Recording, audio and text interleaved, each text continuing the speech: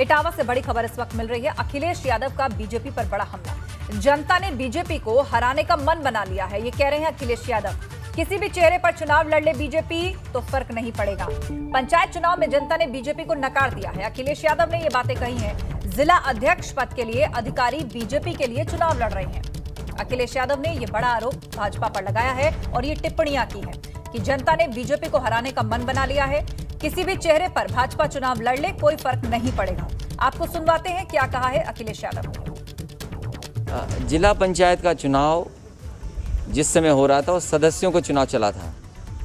Bharatiya Janata party के खिलाफ आम लोगों ने मतदान किया और उसका परिणाम ये हुआ कि सदस्य उनके नहीं जीते। अब जो चुनाव लड़ा जा रहा है वो भारतीय जनता पार्टी नहीं लड़ रही है। उस जिले के डिस्ट्रिक्ट मजिस्ट्रेट चुनाव लड़ रहे हैं, उस जिले के पुलिस कप्तान लड़ रहे हैं। तो भारतीय जनता पार्टी ने लोकतंत्र में जिन्हें मौका मिला था अपना अध्यक्ष बनाने के लिए, बोर्ड का गठन करने के लिए, मनमानी तरीके से जिलाधिकारी और पुलिस कप्तान को लगा दिया है कि वही चुनाव लड़ें। अब भारतीय जनता पार्टी चुनाव नहीं लड़ रही है। तो अखिलेश यादव ने जैसे ही टिप्पणी की, इस पर बीजेपी की तरफ से पलटवार आया। इस मसले पर डिप्टी सीएम केशव प्रसाद मौर्य ने अखिलेश यादव पर पलटवार किया। ट्वीट किया, उन्होंने क्या लिखा। सपा मुखिया श्री अखिलेश यादव ने पंचायत चुनाव में जीत के दावे झूठे। पंचायत अध्यक्षों के चुनाव में होगी परीक्षा, भाजपा की होगी ऐतिहासिक विजय। केशव प्रसाद मौर्य ने अखिलेश यादव पर पलटवार करते हुए ये ट्वीट लिखा है।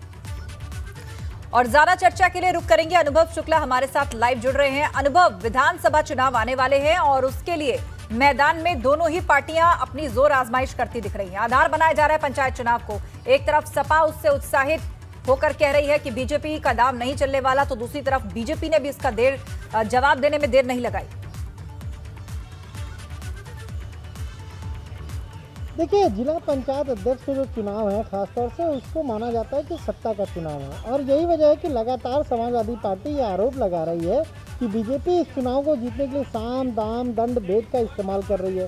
3 दिन पहले अभी राजेंद्र चौधरी और समाजवादी पार्टी के जो प्रदेश अध्यक्ष हैं नरेश उत्तम, वो जाके डीजीपी से मिले, पूरा पत्रक सौंपा, एक कागज ज्ञापन सौंपा और ये कहा कि प्रदेश के कई जिलों में जो सपा के जो सदस्य हैं, जिला पंचायत सदस्य, उनको डराया जा रहा है, धमकाया जा रहा है और कहीं ना कहीं सरकारी मशीनरी वो सरकार के पक्ष में, बीजेपी के पक्ष में काम कर रही है।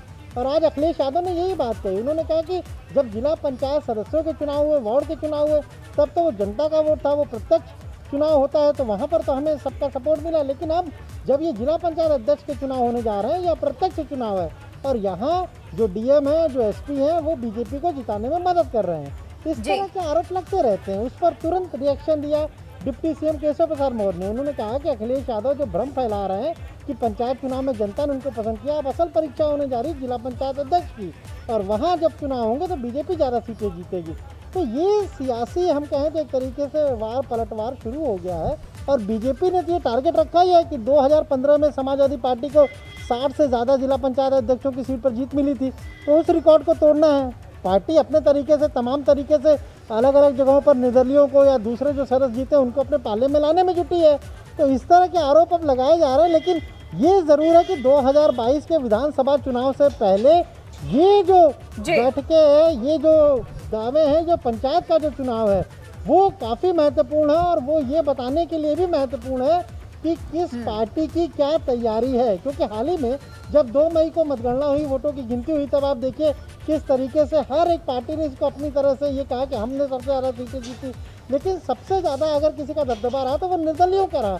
और अब चुनाव करीब आ रहा है तो इस तरीके से जुबानी जंग जो है वो और तेज हो जाएगी, खासतौर से उत्तर प्रदेश में। जी हाँ, बिल्कुल। और ज़बानी जंग तेज हो जाएगी। वार प्रत्यारोप का जो ये सिलसिला शुरू हुआ है ये अब नहीं रुकेगा। आप हमारे साथ बने रहिए अनुभव, आगे भी खबर पर हम आपसे चर्चा करेंगे।